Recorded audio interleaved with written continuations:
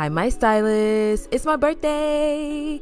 Well, actually, my birthday was back in March, but if you're watching this, that means I'm finally done with editing the video. To celebrate, I would like to invite you to watch my 3-part video, where in part 1 is going to be all about the artificial grass, where I got it from, how I did it on a budget, and the different techniques that I use to apply it to the wall. Part 2 is going to be a little bit more personal. I'm going to reflect on what I've learned this past year and really try to connect with you guys while I put together the floral work for my birthday. And then in part 3, it's going to be all about how I put together the tables and the balloons. Welcome to Event Styles LLC, where we bring the style to your events. To start off, I'm going to be using artificial grass that I got from Home Depot. I ordered it straight from their website and it was delivered to my home. So what I'm doing now, I'm just removing the wrapper and all the plastic that came around it, and this so I can get a feel for the material. This was the first time that I actually worked with this, so I really wanted to know if it was durable, and it was, and I was able to actually reuse this artificial grass over and over again. So I really recommend this grass. It's beautiful. It could work for a backdrop, anything.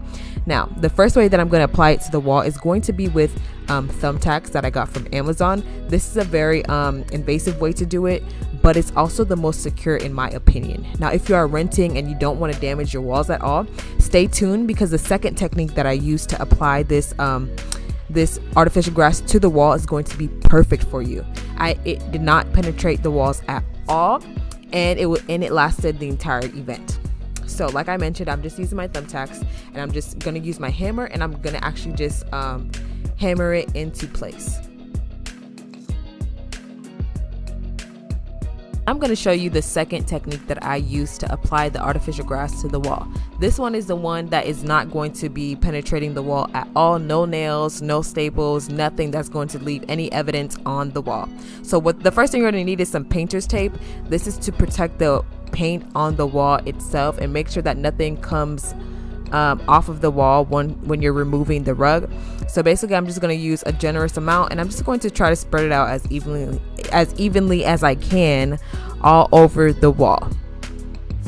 So now I'm going to be going in with some Velcro. Y'all know I love my Velcro. So what I'm going to do is I'm going to take my Velcro tape, I'm going to cut it up with some scissors, and I'm going to put it directly onto the painter's tape. Now, the whole point of putting the painter's tape down again is to make sure that when I remove the artificial rug, the paint is not going to come up with it, and the Velcro is actually, in my opinion, very strong, so it's able to support the weight of the artificial grass. Now, this painter tape I actually purchased from Amazon. I was able to buy it in bulk for a reasonable price, but you can find this at Walmart. You can find this anywhere, but just make sure whatever painter's tape that you end up using is one that's going to actually be of good quality, because the last thing you want is for it to start basically sliding down from the weight of the artificial grass once you apply it. So what I got was Scotch painter's tape, and it worked beautifully. It did not move at all once I placed it where I wanted it to be. So I was going to stop applying the painter's tape in the Velcro, but after a little bit of thinking, I decided to keep going, because I really wanted to make sure that the artificial grass would really last. And I actually had this up for a couple of days, so I made sure that I continued to put on some painter's tape. That way I could have it spread out throughout the entire surface area of the wall, and the artificial grass will have more support throughout the entire rug. Now what you're seeing is me actually taking the artificial grass and just applying it directly onto the Velcro. So I'm making sure that I'm going over all the places where I feel the lumps of Velcro, and I'm really, really pressing it in, because you want to make sure that you're getting it nice and secure to the artificial grass. That way it will really stick and start forming a bond, and the grass won't start sliding down. From there, all I did was just repeat the steps until I had all of the walls covered up.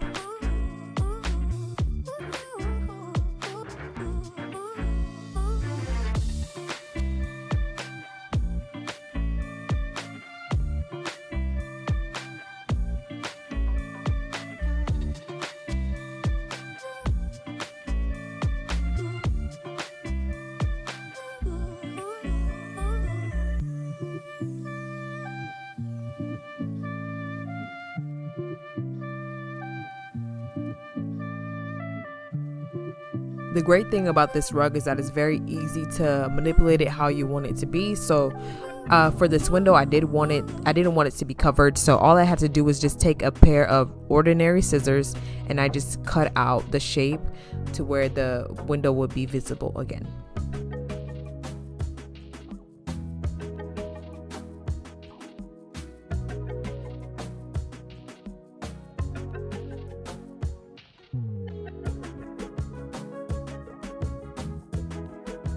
If you are enjoying this video and you made it this far, go ahead and give me a like.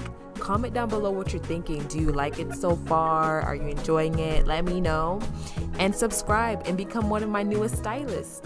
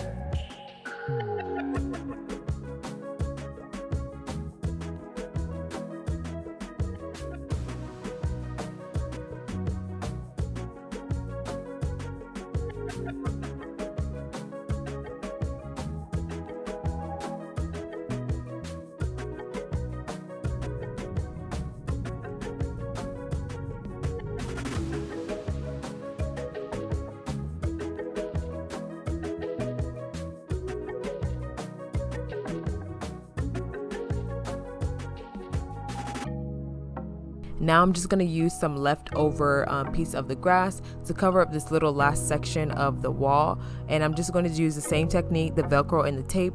I'm going to apply it directly on there and I'm just going to cut it out.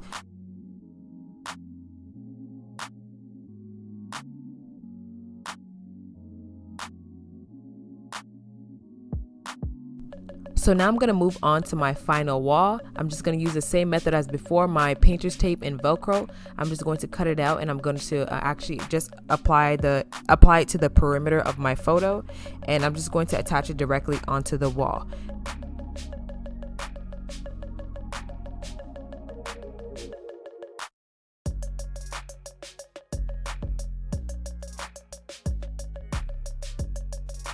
Now for this final wall, I did use the same exact technique that I used for the first wall, which was with the thumbnails and the hammer, and I just positioned it where I wanted it to, and then I just hammered it into place.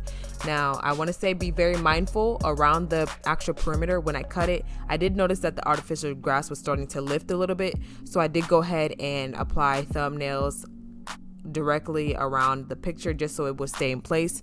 You could use the tape method for this wall if you want to. Just be sure that you're being very you're giving a little bit more TLC to the areas that you start to see lift a little bit.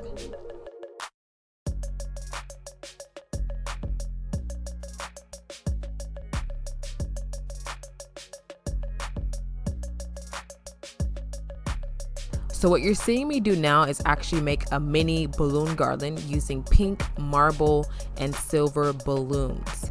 What I'm doing this is to actually just add just a little bit of pop, a little bit of a razzle dazzle on top of my picture.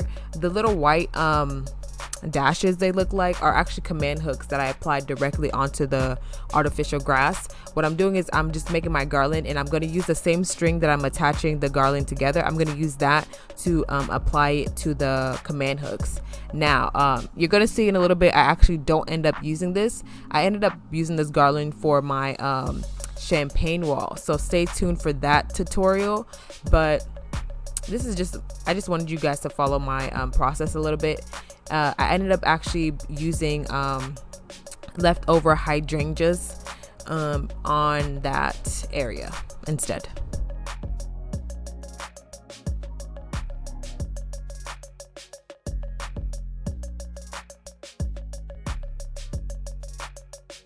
So this is going to conclude part 1, where we just touched on how I got the artificial grass onto the walls using different techniques and where I got it from. Up next, we're gonna talk about how I put together this floral decorations, and then we're gonna move on to how I did the tables, how I got the nameplates, how I put everything together, and then we're gonna finish off with the balloons.